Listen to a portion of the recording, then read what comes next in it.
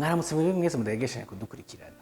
Mukandera Specioza ni umupfasoni w'umurimyi yo ku mutumba Burara, zone Gatara, komine Busoni, intara ya Kirundo. Akaba yubakanywe na Semazuru Jean Baptiste. Amaze gushika muri urwo rugo ntiyorohewe, bivuye ku kaboregwe ko bubakanye bituma iterambere ridindira. Jewe nkitora umukenyezi arashitse mu mezi ya mbere, kubera nyene je ndikundira kwinywera akayoga, turabana nabi tukama tumwe turaryagagurana, ariko buke buke vyagiye birahera turabiheza turashika aho twumvikana tubanye neza nta ngorane na zimwe dufitaniye, vyaraheze ko nta n'iterambere twari dufise kunyene kubera ivyo bintu vy'inzoga, kubera nakunda kunywa utuyoga cane nanje naciye ngabanya ntangura kunywa tubakana n'umushinga nawe wanje byarabanje nyene biragorana tukaryagagurana, hanyuma ivy'indyane twarabihagaritse aho twabonye atacyo bimaze, kandi ahanini vyaterwa n'utuyoga yakunda kuza aranywa mugabo ubu naho atunywa yaragabanya si nka kera. Inyuma kubona ko kutumvikana no gushwana bidindiza iterambere ry'urugo, bavuye bashira hamwe batangura imigambi yo kwiteza imbere. Semazuru Jean Baptiste ashikira ivyumviro vy'umukenyezi wiwe. Tumaze kubona yuko bitabereye ko tuguma turyana kandi urugo rwubaka babiri, yazanye icyumviro cyo kurima, noneho nanje ndamushigikira nkaza ndamuha abakozi nkamugura n'umwavu, turatangura turarima tubona turiko turiteza imbere buke buke nyene.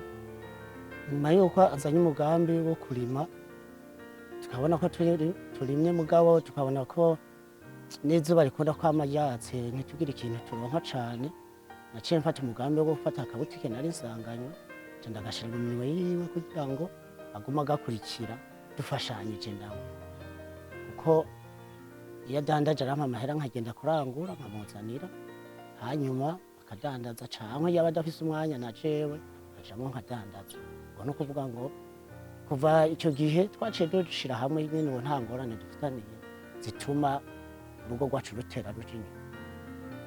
Ico gihe twaryarukana iterambere twari turimo ntiryari rishimishije ko twaba mu nzu dukose, twama twarishe buri kwezi, niho twandurutse tuvugana burya tworaba ukuntu nimba ari ibyo twadandaza twogira tukubaka akazi tugapfuma tudandaza dukeya, hanyuma ca turaja inama nyene ca turubaka nyene ako kazi. Hanyuma twaze kubona tukubatse ko twaciye tubona umutahe uheze, yaciye ampimiriza nange nyene turabije inama tubihuriza ko ca tuja mu mashirahamwe yo kuziganya no kuguranana, kugira ngo twa tundi dusigaye tugume tudushigikiza utwo tugurana. Uguranye rero ukwezi guheza ugatwara inyungu ukaguma nyene ubuzima busirikira nyene gake gake bigenda neza. Mbanziza Edouard, umukuru w'umutumba Semazuru na Specioza basanzwe babayeko, aremeza ihinduka ryabaye muri urwo rugo ndetse agashingira intahe itambere ryabo.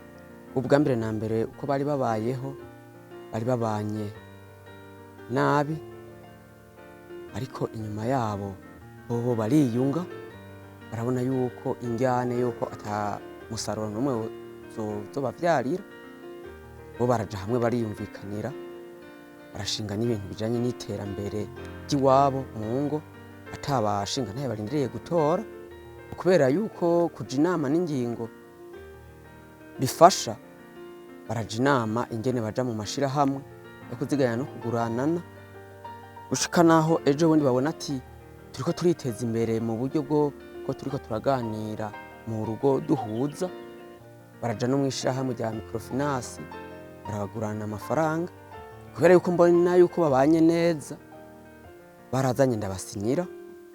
Ubu uje ndiko ndakurikirana uko ibikorwa biriko biragenda, bambwira yuko no kuriha izo ngurane muri iryo shirahamwe rya microfinance bariko barariha neza atangorana. Semazuru arangiza atera kamo abashinga naye ndetse n'abafasoni bakiri mu njyane ko bojijuka bakaja hamwe kugira ngo biteze imbere. Notera kamo abashinga ntahe bakimeze nk'uko nari meze ubwa mbere, ndetse n'abafasoni nabo nyene kuko nabo kenshi urasanga bafise uruhara runini mu kunywa inzoga n'urugo rwabo rugatera rusubira inyuma. Nabantu rero ko baja hamwe bakumvikana, ndetse n'ivyo vy'inzoga cankwe bituma urugo rwabo rudatera imbere bagaheza bakumvikana. Munywanyi, aho uherereye abashingana yabo bashigikira imigambi y'iterambere y'abapfasoni babo? Twandikiye muri commentaire uko icyo ushikirije.